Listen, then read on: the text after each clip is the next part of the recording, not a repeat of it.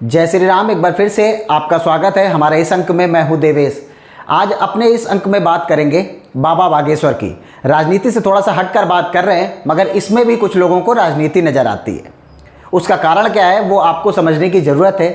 और हम आपको एक चीज़ और बताने वाले हैं कि जिस तरह से बाबा बागेश्वर वैसे तो किसी पहचान के मोहताज नहीं है, मगर आज के मौजूदा समय की अगर हम बात करें तो जिस तरह से उनकी लोकप्रियता बढ़ती जा रही है, उसको ऐसा देखकर लग रहा है कि आने वाले समय में ये लोकप्रियता और ज़्यादा बढ़ने वाली है।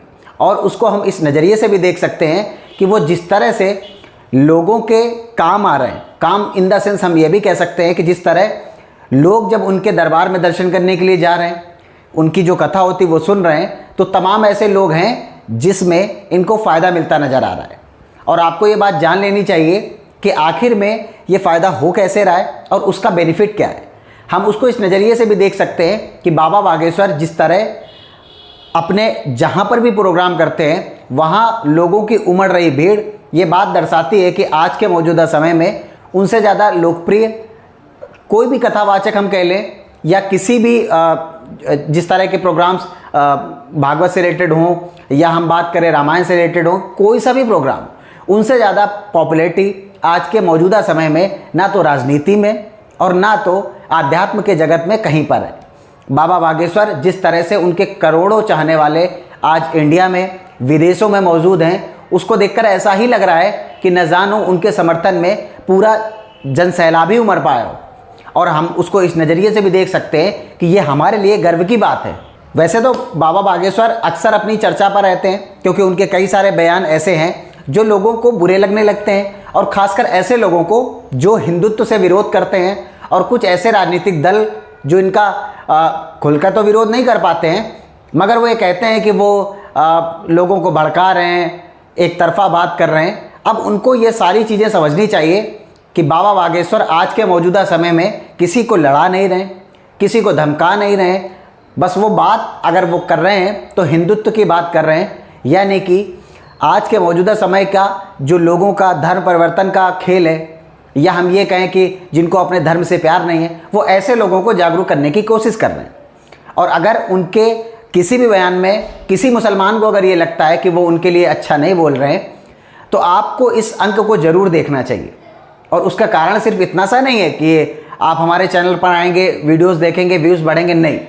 आपको ये बात जान लेनी चाहिए कि दुबई, जहाँ पर कहीं भी मतलब हम आने वाले समय की भी बात कर रहे हैं कि ऐसा लग रहा था कि आने वाले समय में भी ऐसा नहीं होगा, वहाँ प्रधानमंत्री नरेंद्र मोदी के द्वारा हिंदू मंदिर का यानी कि राम मंदिर की तरह वहाँ पर मंदिर का शिलान्यास किया गया।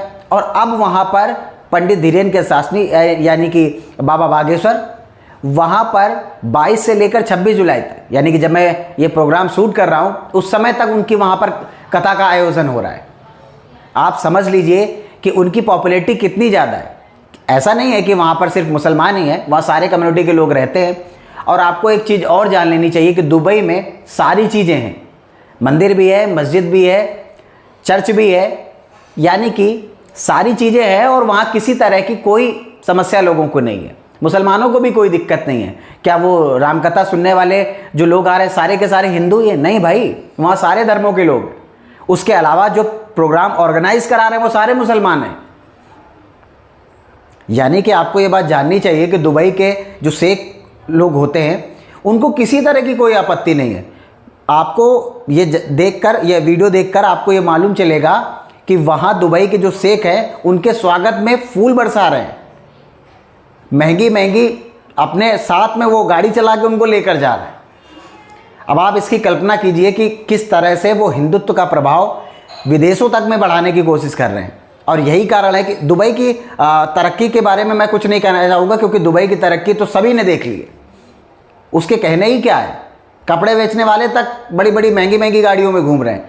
तरक्की वहाँ पर पहले से ही है, मगर आध्यात्म का होना भी आज के मौजूदा समय में बहुत ज़्यादा ज़रूरी है। दुबई जो एक एक बूंद पानी के लिए तरसता था, कहते तो यही है कि वहाँ पर पानी महंगा है, पेट्रोल सस्ता है। तो आपको ये बात जाननी चाहिए कि जब वहाँ पर मंदिर का शिलान्यास हो रहा था तो बारिश भी हो रही थी।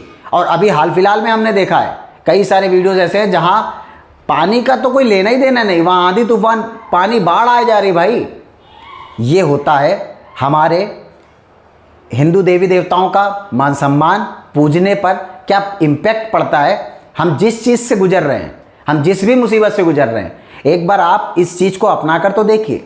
ये सारी चीज़ें आज के मौजूदा समय में साइंस और टेक्नोलॉजी तो आ जाई है ना भाई, मगर ये हमारे पुराणों में इन सारी चीज़ों का पहले से ही जिक्र है। यही कारण है कि दुबई में जिस तरह से लोग इनके प्रति प्रेम दिखा रहे हैं वो काफ़ी काबिल तारीफ़ है। बताया ये जाता है कि लगभग जब टिकट काउंटर ओपन होता है, यानी कि ऑनलाइन जो उनके शो चलते हैं, उनको देखने जाने के लिए मात्र 10 से 15 मिनट में 20,000 लोग टिकट परचेज कर लेते हैं। उसके अलावा कई सारे लोग तो बाहर खड़े हैं कि किसी तरह से बाबा बागेश्वर की एक झलक देखने को मिल जाए। यही कारण है कि आज जिस तरह से हिंदुत्व का प्रभाव पूरी दुनिया में बढ़ रहा है, उसके अलावा हमारे सारे ग्रंथों को हम ये कह सकते हैं कि हमारे सारे देवी देवताओं जिस तरह का सम्मान मिल रहा है, आज इन्हीं लोगों की वजह से, ऐसे ही पूजनीय लोगों की वजह से ये सारा ग्राफ ऊपर जा रहा है और कुछ लोगों को इससे दिक्कत हो रही है। वहाँ के किसी मुसलमान को कोई आपत्ति नहीं हुई कि वहाँ पर रामकथा का आयोजन क्यों हो रहा है। एक मुस्लिम के द्वारा रामकथा का आयोजन कराया जाना और जो ऑर्गेनाइजर से लेकर एक एक बंधु वहाँ पर मुस्लिम हो, उसके साथ साथ तमाम ऐसे लोग उनको सुनने के लिए आ रहे हैं, उनकी एक झलक पाने के लिए आ रहे हैं। महंगी महंगी गाड़ियों में उनको घुमाया जा रहा है। कहा तो ये भी जा रहा है कि जो आसपास और भी अच्छी चीज़ें घूमने वाली वहाँ पर भी उनको लेके जाया जा रहा है। यानी कि ये सारा का सारा सिस्टम ऐसा है कि उनकी चर्चा जिस तरह से सोशल मीडिया पर हो रही है, ज़मीनी स्तर पर भी आज के मौजूदा समय में उनकी वही सिचुएशन है। बाबा बागेश्वर किसी पहचान के मोहताज नहीं है और जितने लोग उनके एमपी के आश्रम में या कहीं पर भी कथा कहीं पर भी हो रही हो, कोई सा भी प्रोग्राम उनके द्वारा ऑर्गेनाइज जो रहते हैं, वहाँ लोग जाते हैं तो उनकी मनोकामना पूर्ण होती। और काबिल तारीफ तो बात यह है कि बाबा बागेश्वर उन सारी परेशानियों का पहले ही पता लगा कर रखते हैं जो आप अपने घर से सोच कर जाते हैं, आप अपने मन में रखते हैं, वो पर्चा बन जाता है वहाँ पर। तो यहाँ के जो कुछ लोग तथाकथित हैं वो विरोध कर रहे हैं, तो उनको ये समझना चाहिए कि आप भी अपने मौजूदा धर्म में अगर ऐसी चीज़ कोई है तो उनको सामने लाइए जो ये बता सके कि वाकई में आपकी समस्या के लिए हैं। एक सिंगल बंदा नहीं ढूंढ पाएंगे, मैं गारंटी के साथ कह रहा हूँ। और तमाम ये जो अपने आप को माइंड रीडर और ये सब कहते हैं, अगर इतना ही वो माइंड रीड करना जानते हैं तो वो ये भी बता दें कि आखिर में ये पैतरा क्या है। नहीं बता पाएंगे भाई। बाबा बागेश्वर ने एक चीज़ की चर्चा करते हुए एक बात का और जिक्र किया। उन्होंने कहा कि ये कोई आज का हमारा ये धाम नहीं है, यानी कि उनके कहने का मतलब ये था कि ये उनके धर्म गुरुओं के बदौलत पहले से ही चलता आ रहा है। तो वो आजकल सोशल मीडिया का ज़माना हो गया तो इसकी वजह से हम लोग इतने पॉपुलर हो गए। ये बात भी ठीक है, ऐसा नहीं है कि वो आज मौजूदा समय में पहली बार हो रहा, और भी कई जगह हो चुका है। आज तमाम लोग ऐसे मौजूद हैं जो पत्थरी न जाने कौन कौन सी बीमारियों का इलाज करते हैं।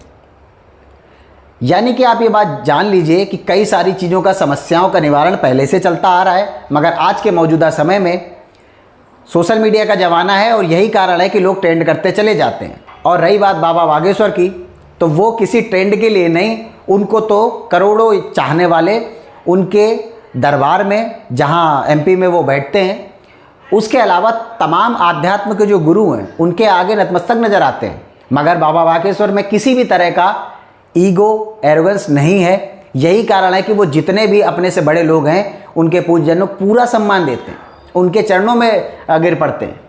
तो यही कारण है कि छोटे बड़े, और वो ये लोगों को सिखाना भी चाहते हैं कि हमें अपने धर्म के प्रति बिल्कुल पाक साफ होना चाहिए, यानी कि किसी भी तरह से अंदर द्वेष नहीं होना चाहिए, और उसके साथ साथ हमको सभी लोगों का सम्मान करना चाहिए। और हिंदुत्व की जो बात कर रहे हैं इसमें कोई बुराई नहीं है। हिंदुत्व का मतलब ये नहीं है, अगर हम हिंदू राष्ट्र की मांग कर रहे हैं तो ऐसा नहीं है कि यहाँ से मुसलमानों को निकाल दिया जाएगा, सिखों को निकाल दिया जाएगा। किसी को कहीं जाने की ज़रूरत नहीं है। हमारा मौलिक अधिकार है, हम जो मांगे कर रहे हैं, हम लोग तो सभी इस देश में रह रहे हैं और भारत ही एकमात्र ऐसा देश है जहाँ पर सभी धर्मों के लोग रहते हैं और किसी भी तरह की कोई समस्या नहीं होती है। चाहे वो वायलेंस के नाम पर न जाने लोगों ने क्या क्या नहीं किया है। आज धीरेन्द्र शास्त्री को न जाने कितने लोग क्या क्या कहते रहते हैं, कुछ लोग तो उनको ठग बता देते हैं। ऐसे लोगों का कुछ हो नहीं सकता है, वो खुद अपने घर में ठगे हुए हैं, सताए हुए हैं। यही कारण है कि, और एक चीज़ आपको और जाननी चाहिए कि जब ऐसे लोग दरबार में जाते हैं, वो पड़ताल करने के लिए जाते हैं कि सच बोल रहे हैं कि झूठ बोल रहे हैं। वहाँ पर बाबा जी के द्वारा उनकी सारी पोल पट्टी खोल दी जाती है कि आप इस मानसिकता के तहत यहाँ पर आए थे। तो अगली बार से कम लोग सोच समझ के उनके खिलाफ बोलें, और उन तमाम लोगों को भी इस चीज़ से सीखने की ज़रूरत है जो दुबई ने कराया है। आज पूरा देश वही करने की कोशिश कर रहा है, और देश ही नहीं विदेशों में भी बाबा बागेश्वर की चर्चा है। आप भी उनके साथ जुड़ें, हमारी भी अपील है, हम लोग भी जुड़े हुए हैं। अब ऐसी आशा करते हैं कि बाबा बागेश्वर हमारी और आपकी तरक्की ज़रूर करेंगे। चैनल पर नए हैं तो सब्सक्राइब ज़रूर करें, और एक बार बाबा बागेश्वर की जय ज़रूर लिखें। जय श्री राम, जय हिंद।